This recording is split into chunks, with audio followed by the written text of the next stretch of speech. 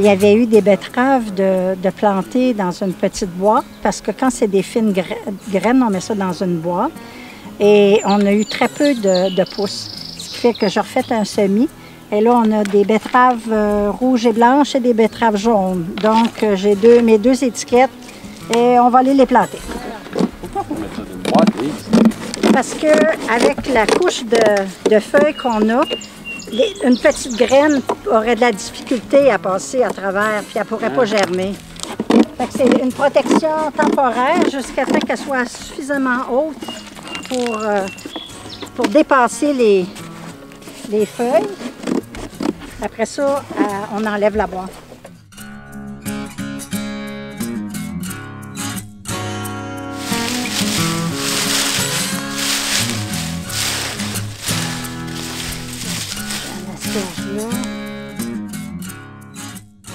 Donc, on a préparé une nouvelle boîte pour avoir un peu plus d'espace.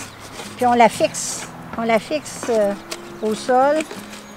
Vu qu'on a rabattu, qu'on n'a pas besoin d'y mettre un couvert parce que les plants sont déjà germés, je fais juste faire des trous pour les planter. C'est des betteraves. J'ai des petites betteraves jaunes puis des petites betteraves rouges. Regardez juste une. Paquet. Je vais les mettre en quinconce pour qu'il y ait plus de place pour faire leur bulbe, leur racine. En quinconce, ça veut dire quoi, hein, Lise? C'est comme des W. OK? Il y en a deux, puis j'en mets une en avant entre les deux. C'est une façon de planter. On les plante comme ça, côte à côte. Puis si on veut qu'il y ait suffisamment de place, au lieu d'en mettre une comme ça tout le temps, on la met entre les deux. Fait que je peux augmenter le nombre de plants dans un même espace. Une graine de betterave, c'est un collage de 5 petites graines. Ce qui fait que quand on les sème, on a une ou deux, ou ça dépend. Mais moi, j'en garde juste une. Fait que là, on a des betteraves jaunes, puis des betteraves rouges et blanches. Quand on les sème au printemps, on met un couvert dessus quand c'est pas germé. Mais là, ils ont besoin de la lumière parce qu'ils ont déjà germé. Ce qui fait qu'on les laisse comme ça pour pas qu'il y ait trop de feuilles tout de suite. Quand ils vont être plus grosses, on va enlever la boîte. Là, à la suggestion de Lise, je plante des petits pois qui vont apporter de l'azote au sol. C'est des petits pois Iona. Donc, on en met un peu partout, puis ça fait comme un amendement pour le sol.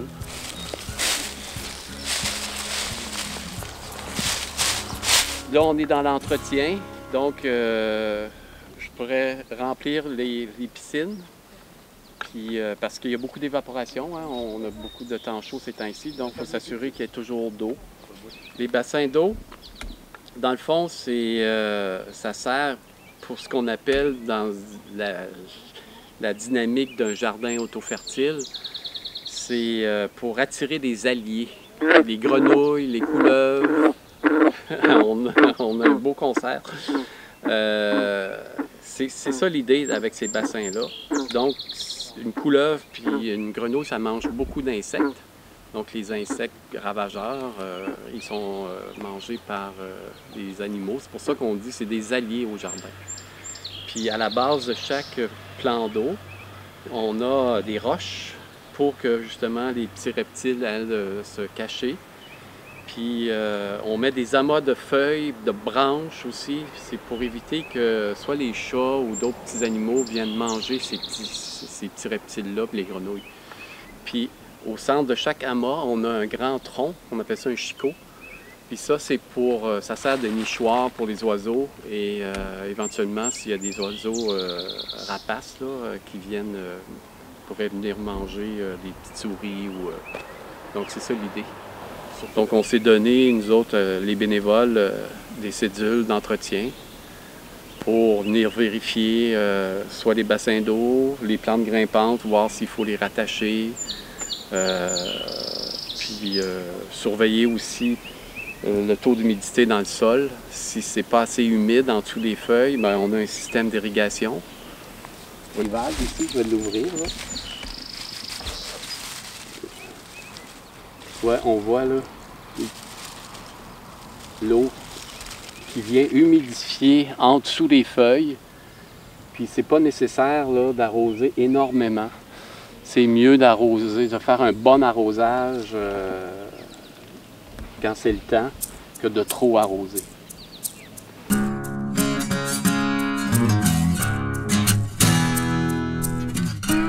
Ah aussi, il faut toujours surveiller. C'est qu'il y a toujours des feuilles. Je vais en remettre. Il y a des coins ici là, qui manquent de feuilles. Fait qu'on se tient un bac ici avec des feuilles de l'eau. Pour les humidifier, ils tiennent mieux au sol. Tu vois, il y a une plaque ici de sol exposé. Fait qu'on rajoute des feuilles comme ça.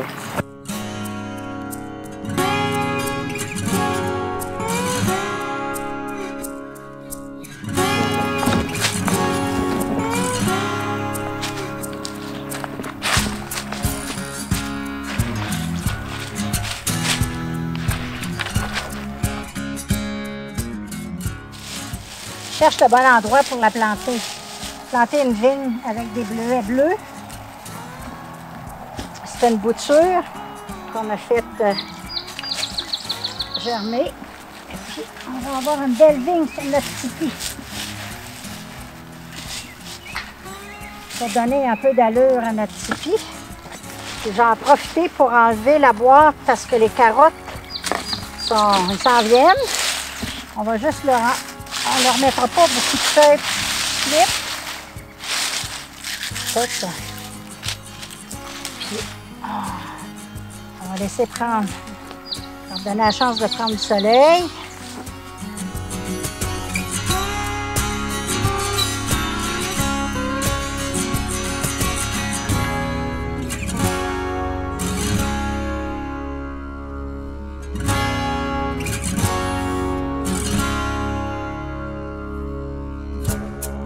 On a fait une activité avec le service de garde, puis les enfants ils ont fait un semi-intérieur de tournesol. Okay? C'est des tournesols qui vont venir 5 pieds de haut. Fait qu'il y avait un petit pot de yogourt rempli de terre avec une graine de tournesol pour planter au jardin, puis il y avait un autre petit pot de yogourt avec une graine qui viendrait à peu près 2 pieds de haut pour apporter à la maison. Okay? Donc, quand ils sont venus planter leur tournesol, okay, c'était évident que ce serait des tournesols. C'est à peu près... Il y a 2 sortes différentes. Et qu'ils ont mis leur nom sur l'étiquette pour pouvoir retrouver leur tournesol quand ils vont revenir à l'école au mois de septembre, à la fin août. Fait que c'est pour ça que vous voyez là, toutes des petits languettes de bois, là, OK? C'est fait avec des vieux stores. Ah ouais, OK. Oui. C'est qui a eu cette idée-là, hein? Les languettes, ben notre prof nous a dit que ça tient bien si vous écrivez au plomb, OK, sur une languette de vieux stores qu'on récupère. On a récupéré, bonne idée. Oui, hein?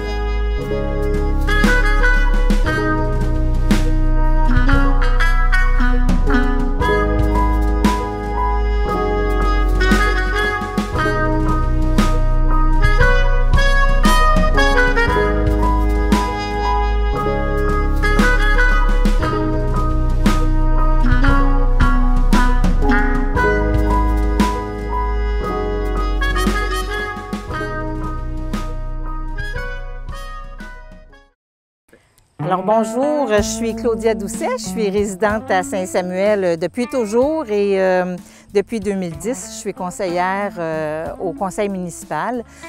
C'est moi qui ai porté pas mal le projet des jardins auto-fertiles ici dans la MRC d'Arthabasca.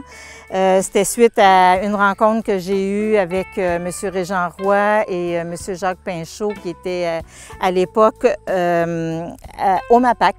Et c'est notre maire, qui était M. Camille Desmarais, qui savait mon intérêt pour tout ce qui est agriculture, écologie, environnement, attention à notre planète. Alors, il me les a présentés. On a eu un coup de foudre et on a présenté un projet auprès de, justement, de la MAPAC. Le projet n'a pas passé. C'était un projet qui voulait des jardins autour fertiles sur 1,7 hectares. Ça n'a pas passé. On nous a dit le projet est trop intéressant, on va essayer de le passer ailleurs. On l'a présenté auprès de la MRC d'Arthabasca. On l'a modifié, on a retravaillé notre projet, puis ce qu'on voulait, c'était des JAF dans une douzaine de municipalités au moins de la MRC.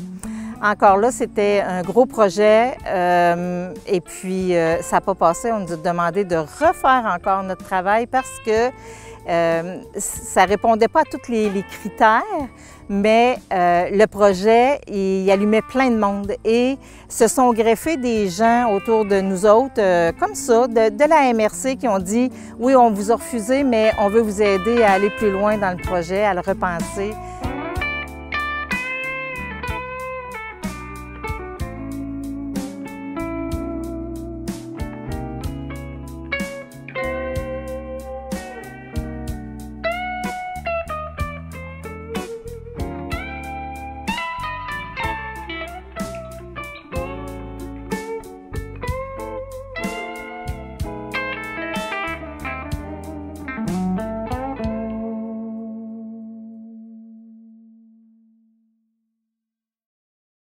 Réparation nécessaire.